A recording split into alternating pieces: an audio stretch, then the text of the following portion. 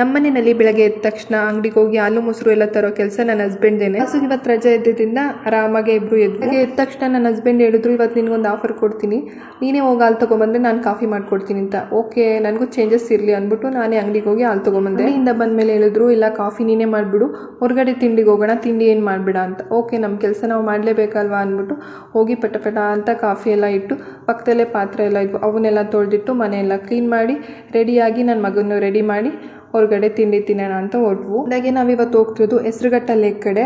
ಅಲ್ಲೇ ಎಲ್ಲರೂ ಹೊರಗಡೆ ತಿಂಡಿ ತಿನ್ಕೊಂಡು ಸ್ವಲ್ಪ ಹೊತ್ತು ಹೆಸರುಘಟ್ಟ ಕೆರೆ ಹತ್ರ ಎಲ್ಲ ಓಡಾಡ್ಕೊಂಡು ಬರೋಣ ಅಂತ ಹೊರಟ್ವು. ಯಾವಾಗಲೂ ನಾವು ಹೆಸರುಘಟ್ಟ ಕಡೆ ಹೋದಾಗೆಲ್ಲ ಮಶ್ರೂಮ್ ತಿನ್ನೋದಕ್ಕೆ ಪ್ರಿಫರ್ ಮಾಡ್ತಿದ್ವು. ಅಲ್ಲಿ ಮಶ್ರೂಮ್ ಎಲ್ಲ ತುಂಬ ಚೆನ್ನಾಗಿ ಸಿಗುತ್ತೆ, ತುಂಬ ಫ್ರೆಶ್ ಆಗಿ ಸಿಗುತ್ತೆ, ಜಾಸ್ತಿ ವೆರೈಟಿ ಸಿಗುತ್ತೆ. ಮಶ್ರೂಮ್ ಸೂಪಿಂದ ಹಿಡಿದು ಮಶ್ರೂಮ್ ಕಬಾಬು, ಮಶ್ರೂಮ್ ಬಿರಿಯಾನಿ ಎಲ್ಲನೂ ಸಿಗುತ್ತೆ. ಅದನ್ನೆಲ್ಲ ತಿನ್ಕೊಂಡು ವಾಪಸ್ ಬರುವು. ಇವತ್ತು ಮಶ್ರೂಮ್ ತಿನ್ನೋದಕ್ಕೆ ಏನು ಹೋಗಲಿಲ್ಲ, ಫಸ್ಟ್ ಕೆರೆ ಹತ್ರ ಹೋಗ್ಬಿಡೋಣ ಅಂತ ಬಂದ್ವು. ನನಗೆ ನೆನಪಿರೋದು ಲಾಸ್ಟ್ ಟೈಮ್ ಅಂದರೆ ಒಂದು 2 ವರ್ಷದಿಂದ ಬಂದಿದ್ವು ಇಲ್ಲಿಗೆ.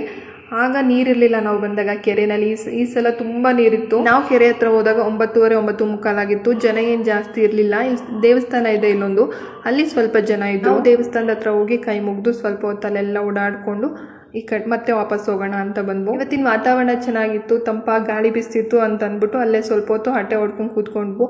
ಆಮೇಲೆ ಹೊಟ್ಟೆ ಚೂರ ಅನ್ನೋಕ್ಕೆ ಸ್ಟಾರ್ಟ್ ಆಯಿತು ಅಂದ್ಬಿಟ್ಟು ಅಲ್ಲಿಂದ ಗಾಡಿ ಬಿಟ್ಟು. ಹೊಟ್ಟೆ ಜಾಸ್ತಿ ಹಸ್ತಿತ್ತು, ಎಲ್ಲಾದರೂ ಒಳ್ಳೆ ಕಡೆ ತಿಂಡಿ ಸಿಗಲಿ ಅಂತ ಅಂದ್ಕೊಂಡು ಹೋಗ್ತಾ ಇದ್ವು.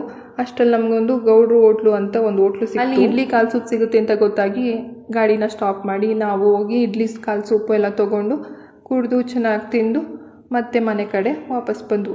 ಈ ವ್ಲಾಗ್ ಸ್ವಲ್ಪನಾದರೂ ಇಷ್ಟ ಆಗಿರೋ ನಿಮಗೆ ವಿಡಿಯೋನ ಲೈಕ್ ಮಾಡೋದು ಮರಿಬೇಡಿ.